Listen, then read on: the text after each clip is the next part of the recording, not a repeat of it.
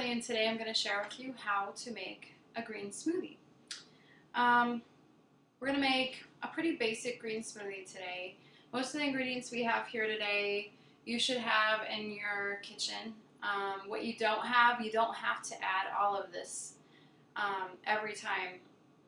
I pretty much add whatever I have. I kind of play around with things, which is good for everybody to do, so that you can decide what you like. Okay, so what we're going to use today, we're going to use for our greens, we're going to use kale. I love kale. It's one of my favorite greens in the world. If you don't like kale or you don't have it, you can use spinach, Swiss chard, really you can even use cabbage. Use any kind of greens that you would like, okay? We're also going to use a whole apple. I've cut it up and cored it. A whole orange. We're going to add some hemp protein, some vanilla, some agave syrup, cinnamon, my secret little ingredient. We've got some plain almond milk for a liquid. We're going to use some ice today because we're not using any frozen ingredients. If you have frozen ingredients, you can just omit the ice. We're going to use strawberries. I'm going to squeeze some fresh lemon juice. This really helps hide some of the bitterness that sometimes greens will give, especially if you're not used to the flavor of greens. Lemon will cut it completely out. And we're going to use about 1.5 bananas. Okay, so I generally add the greens first since they're going to need more blending than everything else. I tend to think they should go in first. It really doesn't matter. Using about 2 cups. You can use more or less. We'll add our apples and our oranges. You can add these whole if you'd like. The Vitamix can definitely handle it. However, some people prefer, like myself, to kind of cut things up. It makes things faster and it makes a smoother smoothie. Put your ice in, again, in any order you'd like. We'll put our milk in. I'd say about a cup, cup and a half. Just about a teaspoon of vanilla. As you can see, I don't really measure anything. Just whatever looks right. You can add some agave nectar. If you prefer stevia, that is good as well. Sometimes if your bananas are ripe enough, you just do like a couple dashes of cinnamon.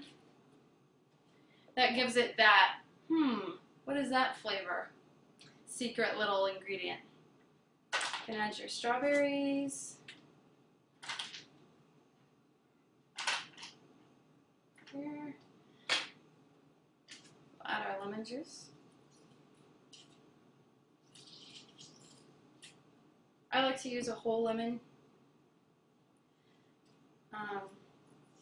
You won't really be able to taste the lemon. Again, it just works really well with greens. You're going to blend the smoothie in the Vitamix for about 60 seconds. I say sometimes 45 to 60 seconds, but generally in a high-speed blender like the Vitamix, 60 seconds should be the max it should ever take to make a smoothie. Now, if you're not familiar with how a Vitamix works, all of the newer models have 3 buttons. The on and off switch is here. This is called the variable speed knob. It goes from 0 to 10. And over here is variable and high. When it's down, it's on variable, and when it's high, or when it's up, it's on high. Okay, so I'm going to flip it on. I'm going to go ahead and very quickly turn it from 0 to 10, and then go to high, and we'll count to 60 seconds.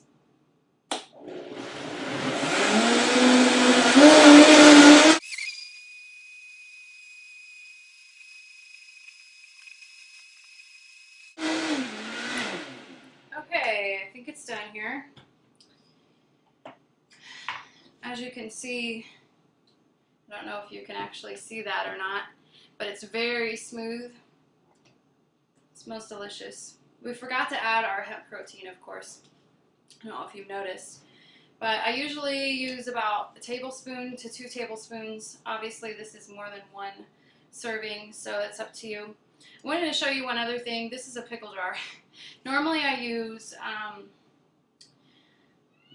canning jars, old canning jars if you have them, and you can put the tops on and store them in the freezer. It's a great way to make up a batch or 2 of smoothies and have for later to serve for your family. So you want to go ahead and pour it in and enjoy. Delicious. Well, I hope you try this out, and please feel free to leave me a comment and let me know how yours came out.